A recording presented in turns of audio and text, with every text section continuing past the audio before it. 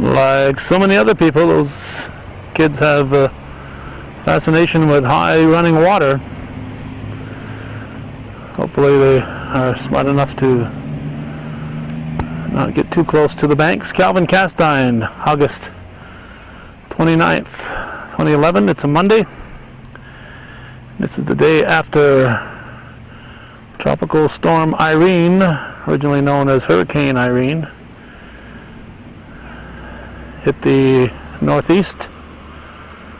Extensive damage almost everywhere throughout the Green Mountains in Vermont. And as we can see, there's also high water here in New York State. We're in the village of Champlain. It's about 1:30 in the afternoon. We had about 4 inches of rain at our home and on a ridge road in Champlain, according to my brother Sam's rain gauge.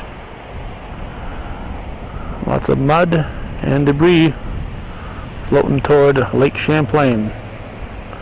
We're going to make our way upstream and see what it looks like along the way between here on the bridge in the village of Champlain, and we're going to head up toward Altona and maybe even Ellenburg before we're done.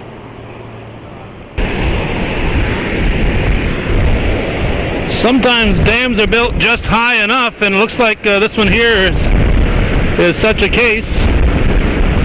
Our host, Bob St. John, has moved away from us here. This is the Frog Pond Dam, a little west of the village of Champlain. And as you can see, there's a whole lot of water coming through here. We have records of this when it was being rebuilt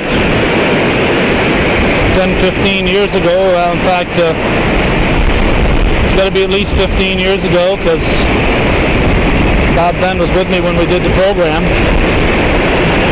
There used to be a railroad trestle through here. There used to be a frog farm here. Actually a frog pond. And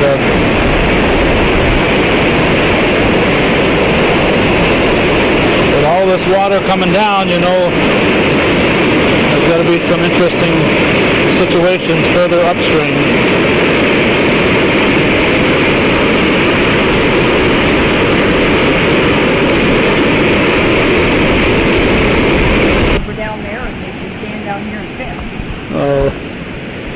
We're going to let Bob walk into into the muddy waters here. Well, walk as far as you want.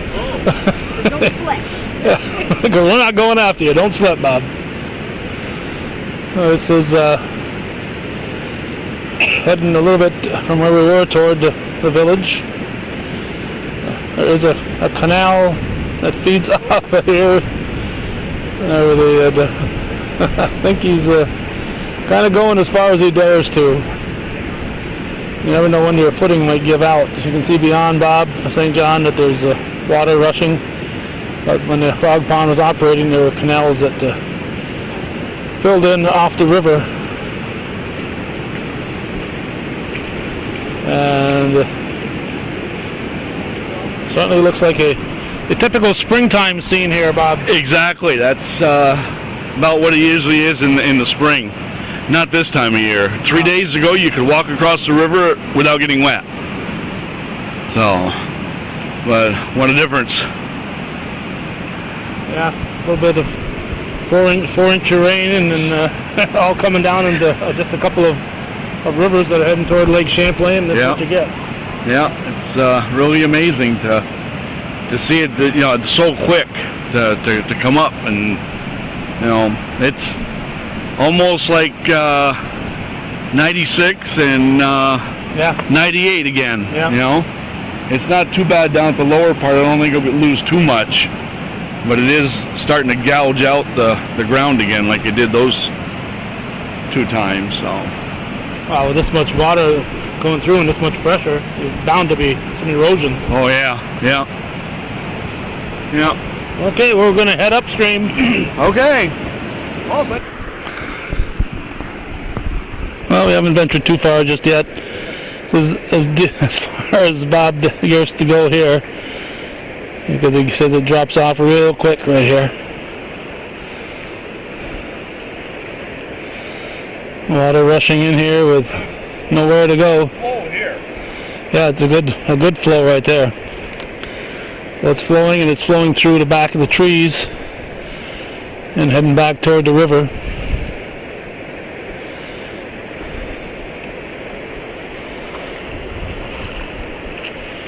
We're at the Frog Pond in Champlain.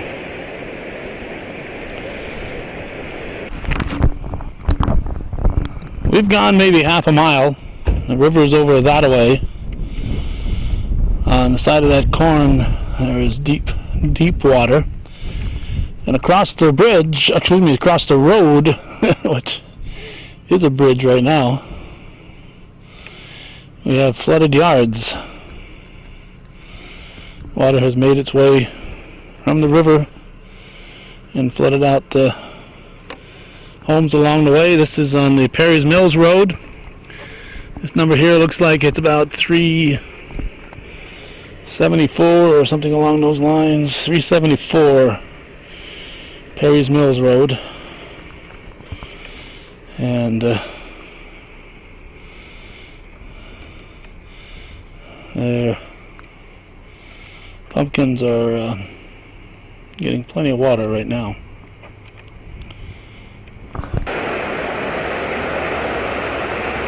We are now in Perry's Mills, looking toward the village of Champlain. We're on the bridge where the Dubois and Creek Road intersect. And one of them crosses this bridge and meets up with the Perry's Mills Road.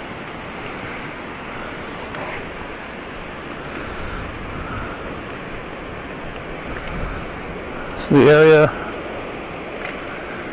former Kaufman Mills, in the area where the mills were from the Perry family, that gave Perry's Mills its name. And despite the attempt to change the name to Perry Mills, because every once in a while you'll get an old map that says Perry Mills, somebody decided that must be the name, but the post office here was Perry's Mills when they had a post office, and the majority of the old maps and history books say Perry's Mills, but unfortunately a few years back they decided that it was Perry Mills, and it just doesn't sound right. You can find old maps that say Rouse Point, but it doesn't mean that Rouse's Point is Rouse Point. It just means that that old map said it. Anyhow, here is the brown water coming through Perry's Mills. We're going to continue down the Creek Road, and we're not going to stop every time we see some water because it would take us days to get this programming done, and I'm going to try to get a few shots between here and Moores and then head up toward Altona. We've moved on to Route 11, and there's the Beaver Creek Pet Lodge. We're going to put the camera on as we drive through the water here. We want to take a look on the Southwick Road just to see how it is in a certain area there, if we can even get near there. There's the state highway crew.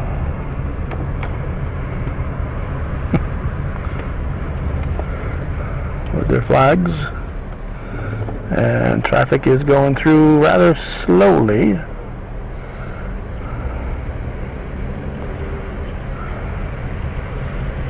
Looks like one vehicle is pulled over up here for some reason.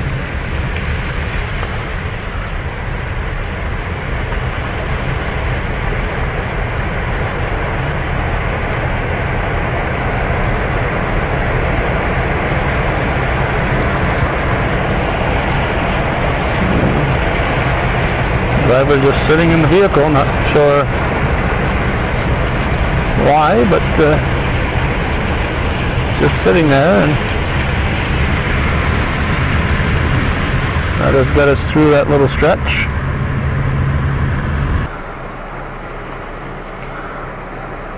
Not as bad as I thought it would be. The water here is actually heading in a southwest direction.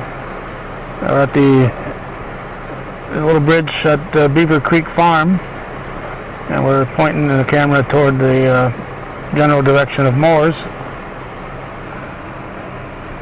And now we're pointing toward the east,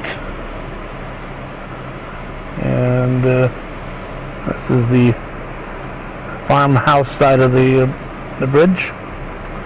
For many years, the Harvey Smith farm. Not sure who operates it now, but I do see a milk truck in the yard, so they're sending milk. This is on the Southwick Road. It's Beaver Creek.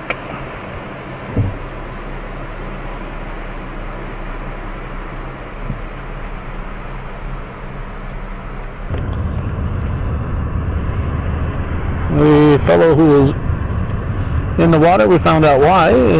Well, it looks like they're going to let people meet now. Guess they weren't letting us meet before because that fellow was taking up so much room. He apparently went through here a little too fast, which is why my driver is taking it easy. As you can see, when these vehicles come through, they're pushing water on you, and if you have a low-profile vehicle, very easy to suddenly have too much water underneath you and come up into your motor. There we're getting splashed again. I'm just glad we got up through there before this tractor trailer met us. So we're heading west again, heading toward Moores. We're going to probably take the St. John Road over to the La Valley Road. We are on the St. John Road heading toward the La Valley Road, and this particular field here drew our interest. That's corn down there, and obviously at least a part of it, if not all of it, is underwater. There's more of a view here.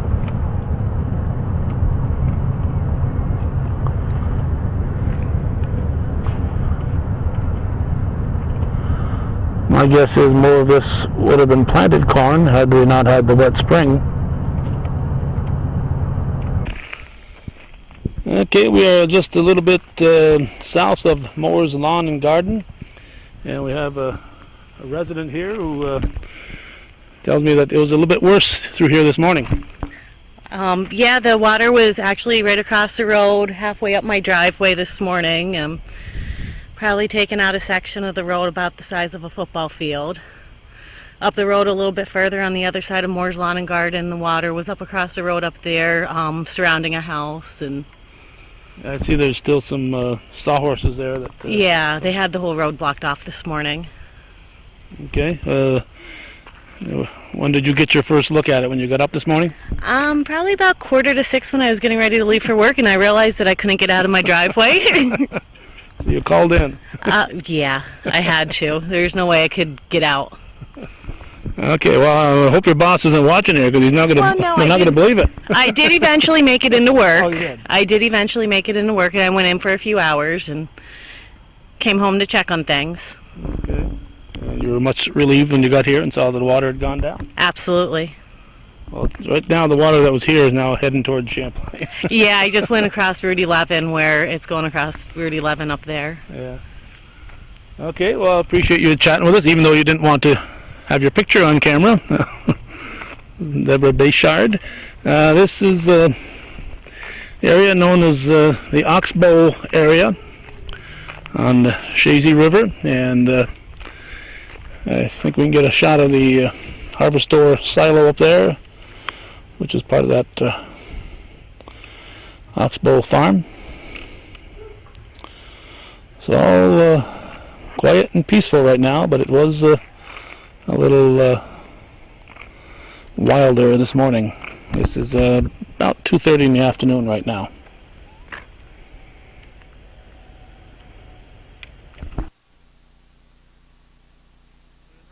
Valley Road, and we're stopped just a little to the west of the bridge at near the Gagno farm, and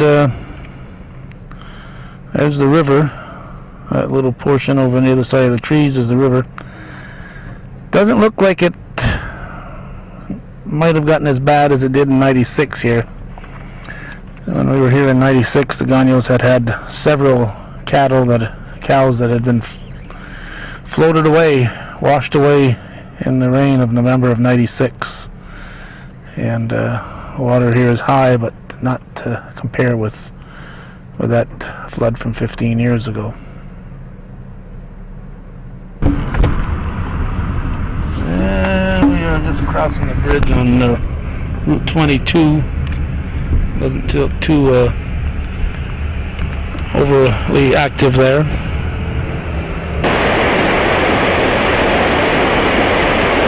This is the remnants of the old bridge at Woods Falls. There's the water rushing toward Moore's Forks.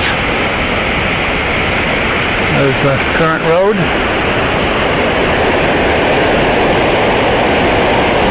And here are the falls at Woods Falls. Often picturesque. And certainly today is no exception.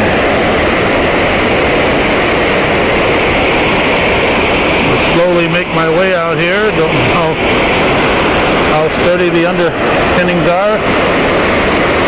Have to figure sooner or later this old bridge is going to be gone.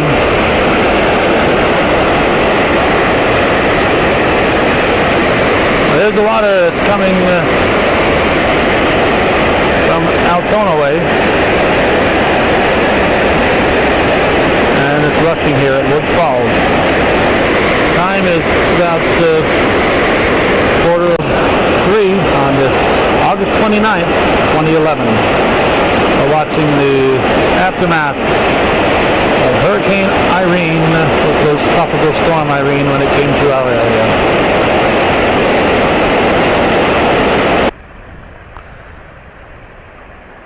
This particular stop is just out of personal curiosity. I was talking with Leonard Peck Sample, the co-owner with wife Jane of the Rainbow Wedding and Banquet Hall, and he said that someone had determined that they thought he might be in a floodplain here in Altona. Well, this is the aftermath of Hurricane Irene, and if this is a floodplain, then somebody forgot to tell the water about it, because there's a very, very little, much more than a trickle coming through here, and this is maybe a little bit deeper than what it normally is at this time of the year. This is at the Rainbow. We finally made it here. It's almost 3 p.m. We've probably made it to Altona. We're going to see what else we can find. I got a feeling I'm going to find a little more destruction. We've been following a lot of dump trucks carrying gravel in this direction.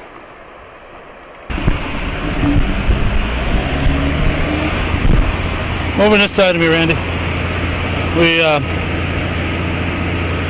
We made our way down to where the Feinberg Park Dam used to be.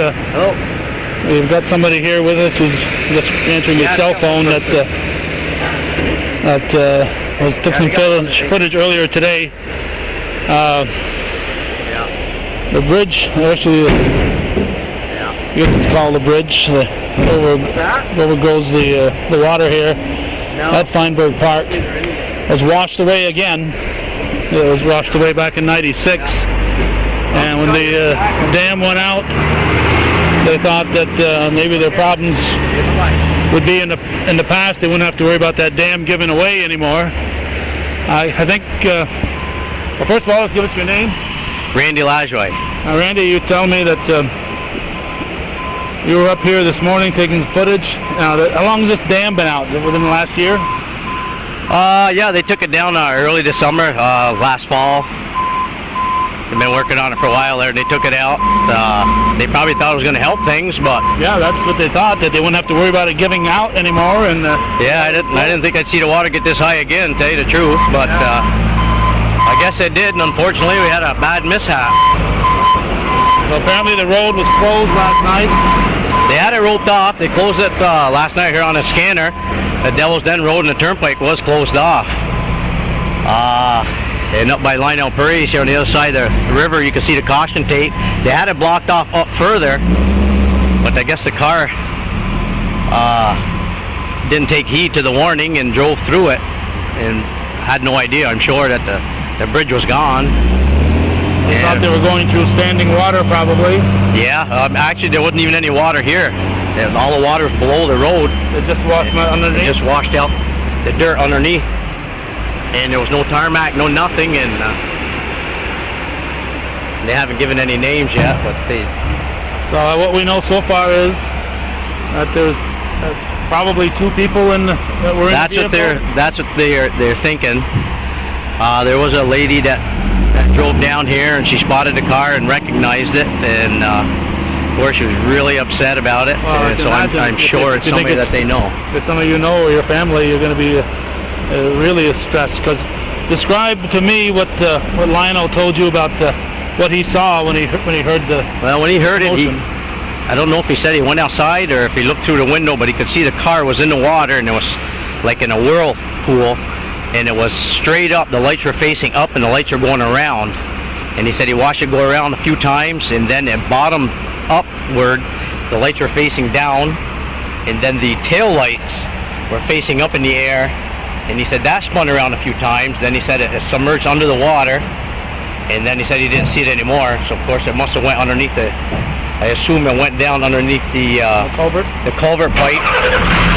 We better move out of the way here. Yeah, we'll become part of the story here if we don't be careful. So then it disappeared onto the other side of the road. Now you got some footage here this morning?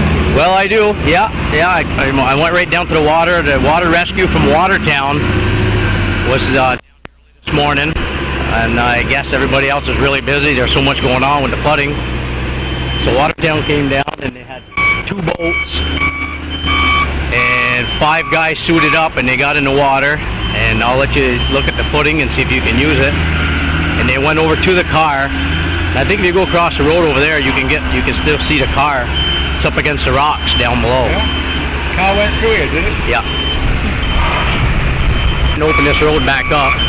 So they've been working here throughout the morning and just non-stop loads of gravel. I have to admit that I didn't really realize Ellen Montgomery had told me that there's only one road into town this morning and that the road had been washed away up here, but I didn't realize that there'd been a fatality. Yeah, road going down through Scioto was closed, and this road was closed. I guess the only one open was Irene Road. Joe Wood Road was closed with flooding, and so there's a lot of excitement. Yeah. And of course, south through Vermont, there's every town in the mountains is facing a similar situation where the roads, some towns are virtually islands up there in the mountains. Oh yeah. Yeah, it was really quick too the way it happened. They said it was worse this year than back in '96 when they had the big flood. The way it happened, it was so sudden.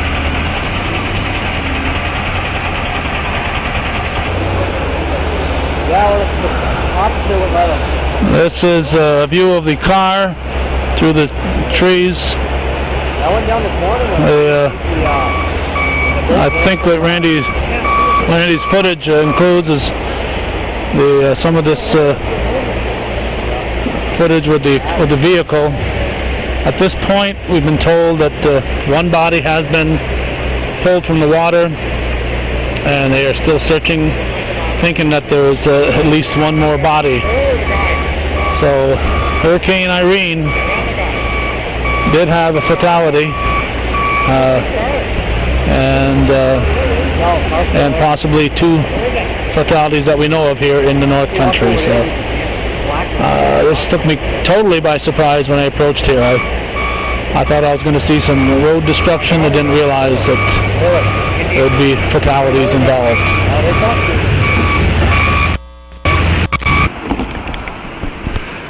Okay, we've made our way down here to get more microphone on my camera here.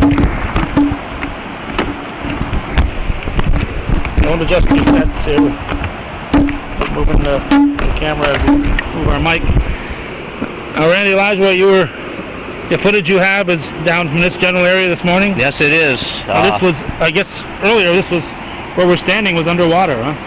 It was earlier this morning. I would have to guess, I didn't have a watch on or nothing, but I would think 8 o'clock, 8:30 was about the time when the water rescue from Watertown got in. There was 2 boats and there were 5 guys that were suited up.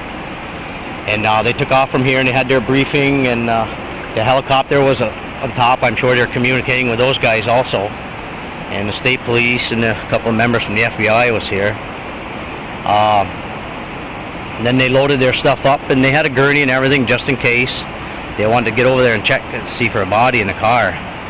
And it didn't look like they had any trouble going across the river. Actually, they were pretty well, can tell they're pretty highly trained guys, because they knew exactly what was going on and didn't hesitate a bit.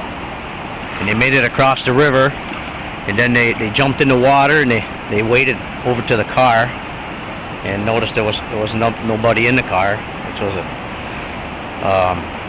and then they got in through the windshield in the back of the car, and they searched the vehicle, and they did come up with the registration and stuff that they pulled out of the glove compartment. So this helps to identify who the operator might be. Yeah, I would imagine that's what they were doing. They checked around in the woods and stuff and didn't come up with anything, so they all got back in their boat and they came back across. Now, this is an area you said people sometimes put boats in this area? No, they don't. I never see anybody put boats. Well, once in a while, kayakers. Okay. They go on the other side of the road and they kayak all the way down the river here. And there's a small waterfall just around the corner here, and they go over the top of that and everything. A kayak club. Okay, well, here we are, almost 3:30 in the afternoon, and over to our right here, you can see the water still swirling. So you can imagine when this water was 4 or 5 feet higher and still gushing through here, the force of that whirlpool that must have been here. Yeah, it was pretty much all white caps, and it was really treacherous to cross, and nobody dared to get in the water unless they were in the boat.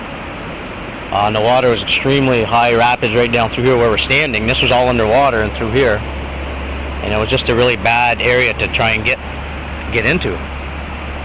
This goes across to the Minor Farm Road. This river here crosses there.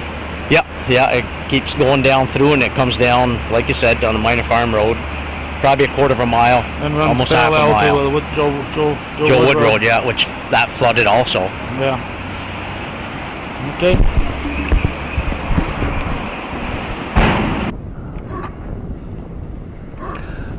Between now and the last time we shut the camera off, we were busy trying to get the video that Randy Lodgeway had transferred. Not often that a hometown cable production has the sadness of including the word of fatalities, but such is the case today. Our plan is to run that video by Randy Lodgeway at some point in the program. If you're watching this on the internet, it'll be on a separate identity by itself, so it won't be part of this particular video.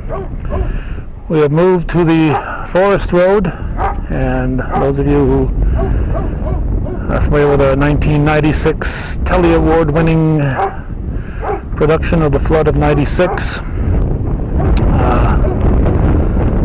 know that here at the Jarvis Farm and on down the road, down the intersection we see in the distance is Route 11, going to the left toward Ellenberg, to the right toward Moores.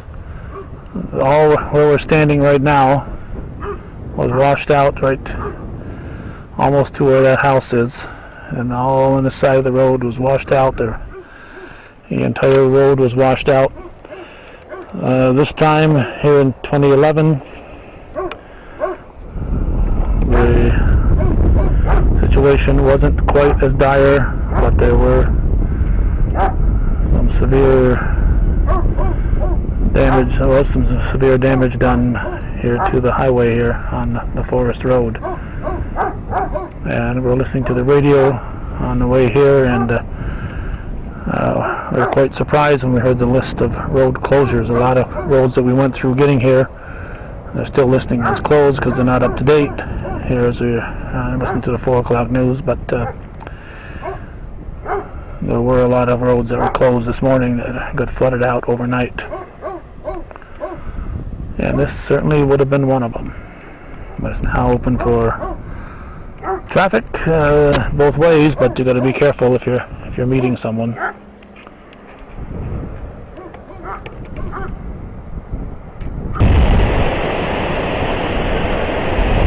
We're at one of the places we visited this spring on the Canaan Road in Ellenburg Depot. Just a short ways from Route 11, where the hardware store was. Now moved to the western side of the community near Phil Chevrolet. McGregor Barn stood here, and we pointed out this spring when we were here for some shots of the spring flood that we got some dramatic footage back in 1996 of the water rushing through McGregor Barn, and this is McGregor Dam. And I think in '98 we also got some footage up here on the flood, not the ice storm, but the flood that occurred later. The water is flowing through here. We have not heard of anything too dramatic in the Ellenburg area, but we did want to come up here and take some shots. And here's how it looks at approximately 4:30 on this August 29th, 2011.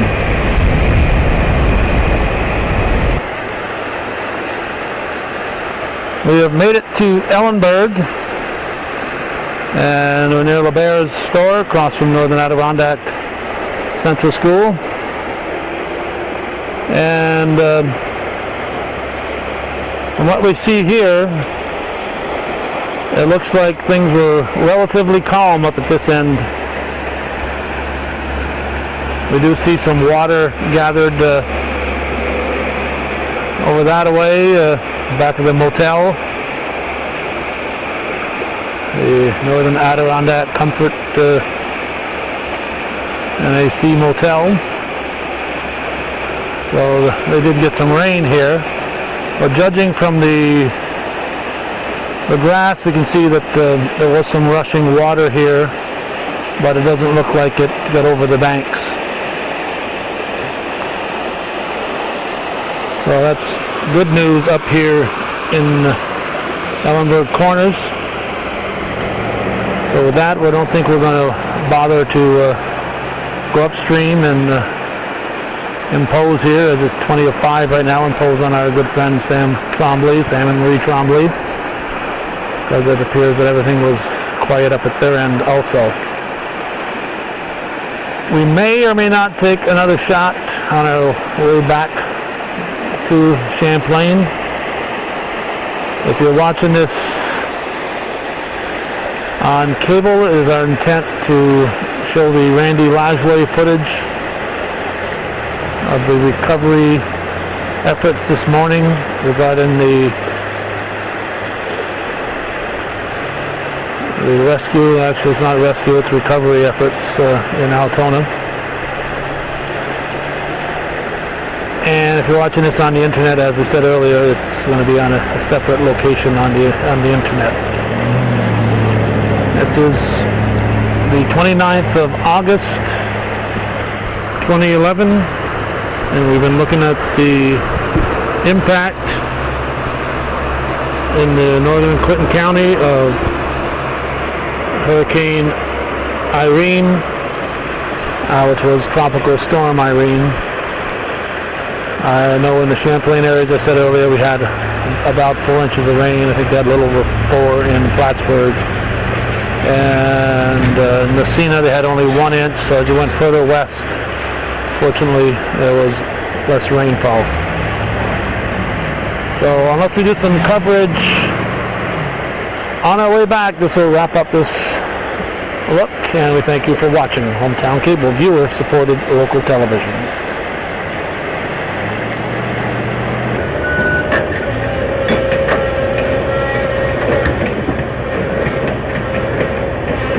It's now late morning on Tuesday, the 30th of August, 2011. We're on Route 9, just a little bit south of Barcombe's Furniture Store,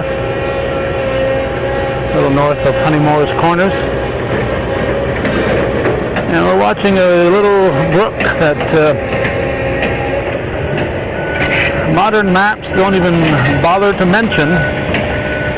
You have to look at the older maps to find a name for it, because for most of the time it's just a trickle, but it's Moore Creek or Moore Brook. It starts somewhere in the woods here between Route 9 and Adirondack Northway, Route 87, and picks up steam and drains into the general area of Corbeau Creek and the Great Chazy River. And every once in a while, when we get heavy rains, it reminds locals of its existence. But most of the time it just looks like a little bit of water coming through the ditch here along Route 9. But it looks like the road was washed out. I wasn't aware of this till this morning. And a reminder to our viewers, if there's something happening like this, particularly after a disaster or whatever in and around the northern part of Clinton County, we'd like to know about it. We'd rather have 15 people call and tell us about the same thing than to have nobody call. So, if you are aware of something like this happening, by all means, give us a call so we can chronicle the history of this hurricane. Of course, this is very minor compared to what's happened throughout Vermont, and of course the tragedy in Altona. Since we stopped taping on the 29th, we learned the names of the two people who were lost in that drowning in Altona near Feinberg Park. And one of the names was very familiar to us. It was Deneen Swamp, who pitched for the Clinton Community College women's softball team this year. We were able to capture her in a couple of ball games. She was one of the two individuals who were lost in that very tragic event up at Feinberg Park on the Devil's Den Road.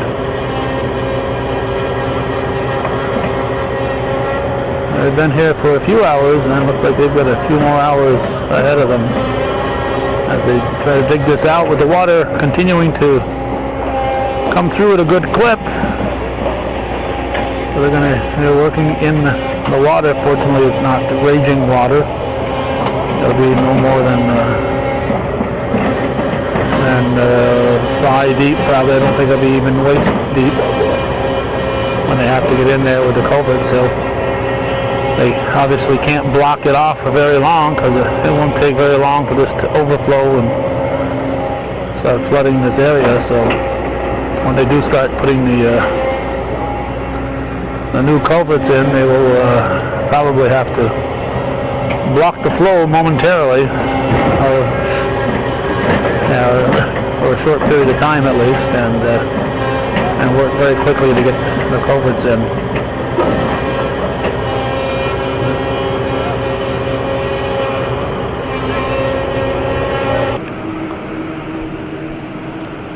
We've moved a little further to the south on Route 9, and I don't dare to get much further off the highway than I am. You can see the ditches filled with water. I'm just barely off the road. This is where the Corbeau Creek crosses Route 9. I'm going to leave the camera going. This area here was actually washed out in the flood of 96,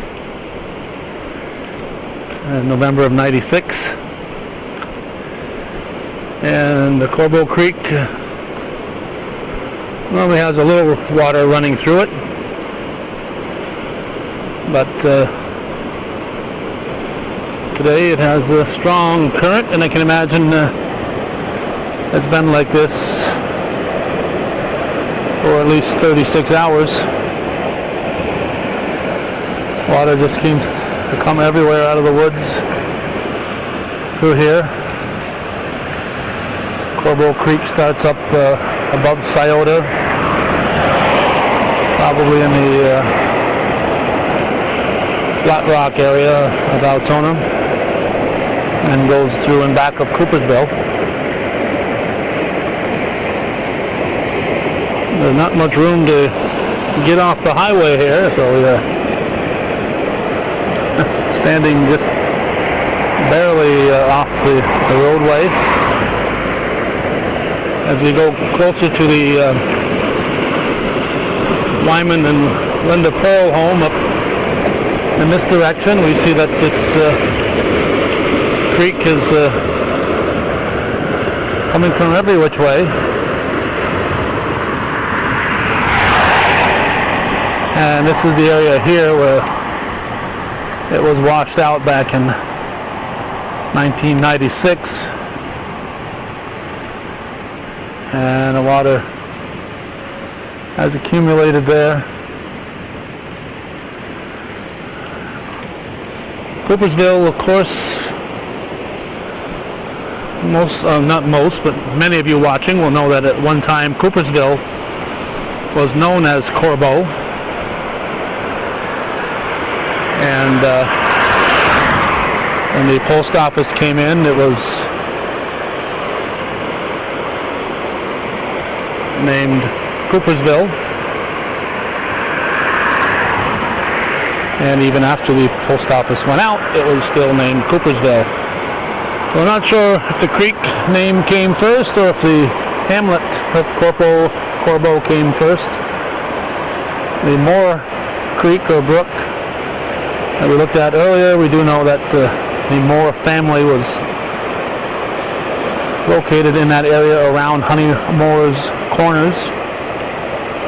Hence the name Honey Moore, a man who had a lot of bees and made honey in that area. And his last name was Moore. And we did find out some of that history when we did a story with the late Stanley Moore several years ago. So this will be our look at Corbeau on Route 9. Still in Champlain, but just a long stone's throw away from the Chazy town line.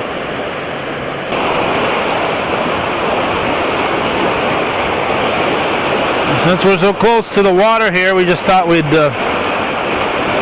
take this shot to show you up close what this running water looks like, and how if somebody ended up in here, they have absolutely no chance of controlling themselves. We got a big truck coming, so we got to move one way or the other. Our next stop is probably mainly for the benefit of the people who watched our spring flood show. We're near where the Little Chazy crosses, and those of you who saw that program saw that it was nothing but water on both sides of the road here.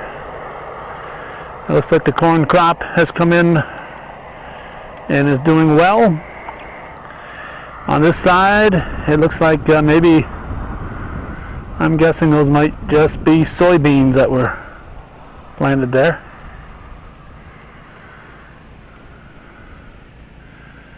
And now we'll take a walk over to the Little Chazy, and it's very dark but very quiet in its movement. We talked briefly today with Susan Patnode in the town supervisor's office in Shazy, and she said it had a little bit of water that came up overnight on a couple of roads, but no major washout problems in Shazy, in the township.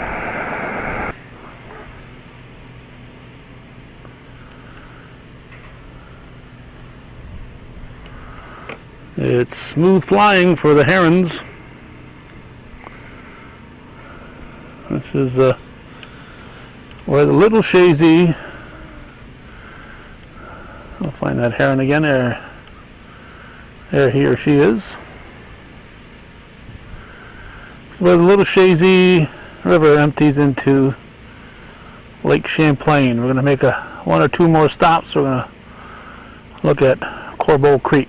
Again, this is the little Shazy River flowing into the lake. The lake, we've been told, according to what we heard on the TV this noontime, has risen about 2 feet with all the runoff between here and Vermont. A lot of water coming in from Vermont. It's up to over 97 feet. It was in the 95-foot area.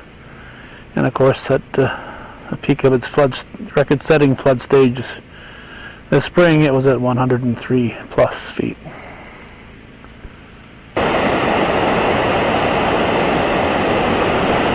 We're still on the Lakeshore Road, a short distance from Route 9B, and this big culvert here is where Corbeau Creek rushes to meet the Great Shazy River in Coopersville. So Corbeau Creek is running strong on this August 30th, 2011, following the rain that was associated with Tropical Storm Irene, Hurricane Irene. And it's racing toward the Great Shazy, and then from there it's a short distance to Lake Champlain.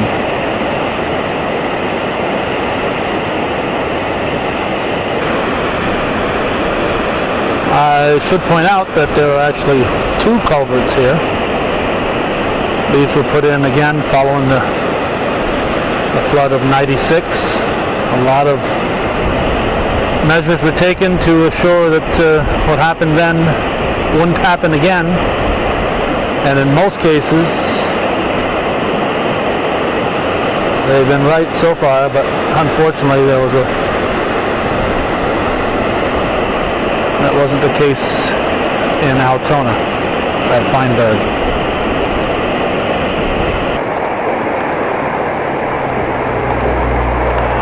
We're a little further upstream on the Corbeau, on the Stetson Road, and I think this will conclude our look for today, August 30th, 2011. You can tell by the water coming through the trees that this is not the normal scene you would see here.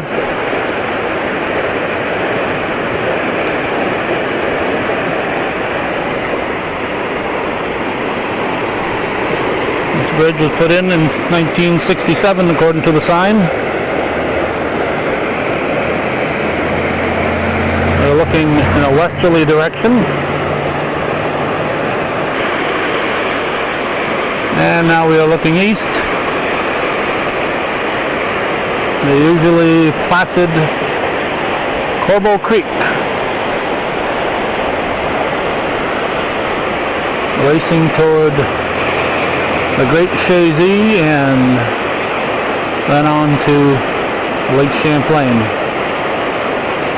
So Lake Champlain level will continue to rise, but certainly it won't approach what it did this past spring. We're going to wrap up our look at the water situation in the northern tier